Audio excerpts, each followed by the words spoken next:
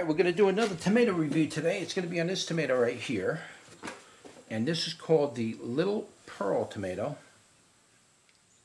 And I don't know that much about it offhand, but this tomato has a fantastic growing behavior. It's also got a fantastic flavor.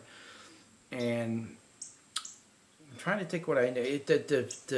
The amount of tomatoes that this variety puts out is incredible. It puts out literally hundreds of tomatoes, bracts filled with these tomatoes. And so it's a very heavy producer. The vines got to like maybe 7 feet long, and they're still out there. There's still a ton of tomatoes out there. But it gets very long. Each bract has maybe 6 to 8 tomatoes on it, and there's just a multitude of these tomatoes on there. And I've ate a few of these already, and they're quite a good tomato from what I remember. But we're going to go through it, detailed now. So let's give you a closer look at the tomato.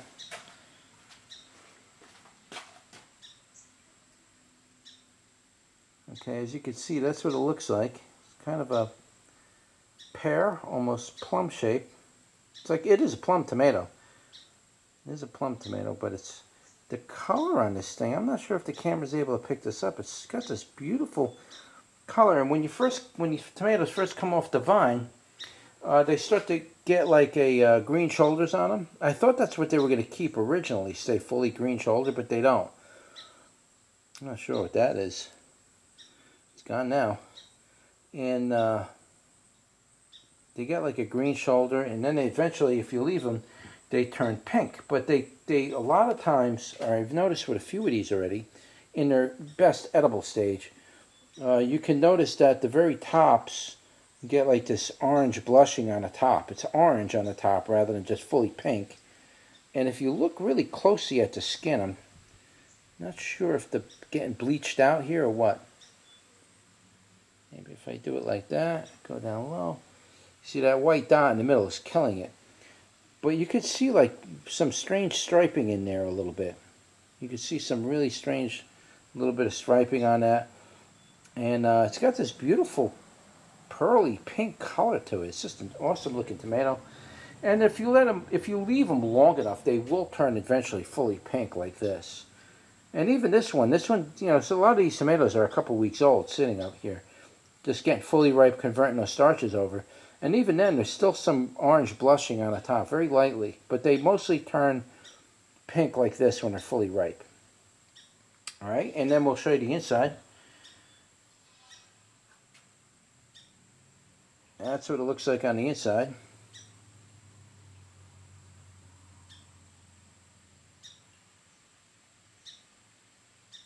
Nice bi-chamber tomato. Man, the inside of that, look at the rich color in there. With the green seeds, no less. That's almost like going into that black seed. The black tomatoes do that. Usually with black tomatoes or purple tomatoes, these seeds are what really give that contrast. They're dark in color. All right, so let's do a bricks on it and see what the brick says.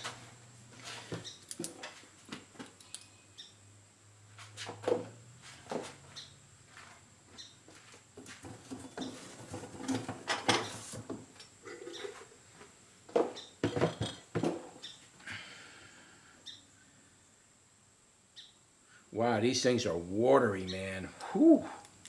They are soaking. About 5.5 on the bricks. It's 5.5 on the bricks. It's not too high. It should have been a little higher, but not too high. Again, I didn't add lime this year. This next year, though, I'm gonna really put a lot of lime in the soil. I got the bags waiting. I gotta wait till the tomatoes die off, and then I can turn the soil over, and I'm gonna put the lime down. But I'm gonna put a lot of lime. I'm not just sprinkling the little cups. We're putting it down by the shovelful. Okay, let's give you the chart, and that way we can go from there. That way I can get through the whole flavor thing here. Back you out a little bit. Okay, so as far as sweetness goes, it wasn't terribly sweet, but it was actually pretty sweet. It had more sugar than the indicator was actually telling me, 5.5. Should have been a little more bland than that, but it was actually pretty sweet for that tomato at that number. So I'm a little surprised at that. It's not that that doesn't work or anything. It's just sometimes the sweetness itself has a richer or more sweeter type of taste, if that makes any sense. So with the sweetness part of this, I'm definitely going to start to say, I'm going to say this was like probably a 28 on the sweetness. It was up there. It tasted pretty good.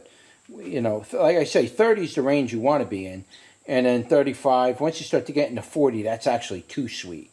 You want to be like around 27 to like 30, 35, somewhere in there. If you're in that range, you got a really sweet, good tomato. And if you got the tanginess with it, man, that's really, really good. And just so you know, when I give you the Brix number, it's not just for sweetness. That's for other people who want to know what the Brix was on that tomato. So I'm giving you the Brix number, and then I give you my interpretation of what it is. But the Brix number is the Brix number, and some people want to know what the Brix number is. So I give you that as a number for you to get an idea of what the tomato was for me growing anyway that year. That I give that to you for that purpose. But if you go over to the tangy part, I'm going to say that the tangy was pretty rich. It wasn't super rich, but it was pretty rich. I'd have to say the tangy part was maybe about 30 on the tangy, maybe 31, 32. It wasn't super tangy, but it was right up there. It was a pretty good balance between sweetness and tangy. I liked it a lot. I really like it a lot. In fact, the rest of those tomatoes, I'm squeezing them, and they're going into a sauce pot that I am going to make a pizza pie with. So that worked out really good there as far as the tangy, the sweet, very well balanced. Now we got the moisture. The moisture was very moist. I'm going to put it at a 7, 1 being the lowest, 10 being the highest, 7 on the moisture. It was up there. That number was, I was pretty surprised. But then again, these tomatoes have been sitting out for, a week and a half, 2 weeks. So they've been out ripening for a while.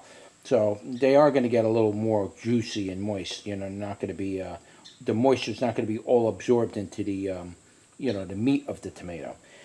Then you got the tomato flavor. Now, the tomato flavor was amazingly rich. It had a deliciously rich tomato flavor, very nice. I still have it lingering around in the back of my tongue, ready to eat more of these. And that's what you want when you eat tomatoes. You want that rich tomato flavor, working in contrast with the sweetness and the tangy. That really delivers a real major tomato punch. Again, if it's moist and not chalky and dry, that's a good feature. That's a really, really good feature in the tomato. And then you have that rich flavor of the tomato. Now you're delivering that rich flavor of the tomato with all of the arsenals around it in perfect sequence. This is a really, really good tomato. If I was to give that a number of intensity, from 1 being the lowest, 10 being the highest on the tomato flavor, I would probably have to say, intensity-wise, I'm going to give that a 6.5 on the intensity. It was up there. It had a lot of intense flavor on it. I was actually quite impressed with the delivery of that flavor as well. And then, of course, with the undertones, it did have a slight undertone. Nothing bad, but like a kind of an undertone of something, and I couldn't really pick up what it tasted. It didn't taste like candy or fruit or pineapple or something. It just had like a weird kind of an earthy type of an undertone. Not bad, didn't throw me off. And if I was to give that a scale number from 1 to 10, 5, usually you don't want to be over 5, because anything over 5, in my opinion, with undertones, dominates the flavor of the tomato flavor itself, and that's an awkward tasting and nasty tomato. So with that, I'm just going to say it's a 1, but there was something there, a little bit of an undertone, a little bit of an earthy tone. And that's kind of good when you're growing these heirloom variety tomatoes, and you get that little bit, because you're not going to get that from commercial tomatoes. Those little undertones are little nuances that the tomato creates because of its variety, its species and variety. And you're not going to get that in commercial tomatoes. They weed that out. Commercial tomatoes, they want to give you a perfect uniform delivery system every single time. And they don't want little variations in it. When you grow these heirloom tomatoes, yes, you're going to get slight variations. Sometimes a little weird here, a little unweird, something really great. And that's all part of growing heirloom tomatoes. You're going to get those undertones and weird things that are going to happen from time to time. This one had a little bit of an undertone, very lightly. Again, I wouldn't go any higher than 1 on the undertone. It was just something there, but it wasn't bad. It didn't throw me off. In fact, I can't wait to eat some more of these. But that's it. That's basically your tomato review for the Little Pearl tomato. And I am growing a couple of different tomatoes that have pearl in them. It's just this one's called Little Pearl. And that's the only name I know it by. Whatever information I do have, I will leave in the description. I'll leave you links to the website where you can pick up seeds for this, because I will have seeds. Just got to give me a little time. From when I upload the video, you got to give me like, a week or so I could build the page and all that stuff. But I will have seed ready within the next few weeks. So when you see this video, there should be seed and a web page available. If not, then you got to wait a few days. And that's it. That's your tomato review for the Little Pearl tomato. Don't forget to like, share, and subscribe. And I'll see you on the next one. Take care.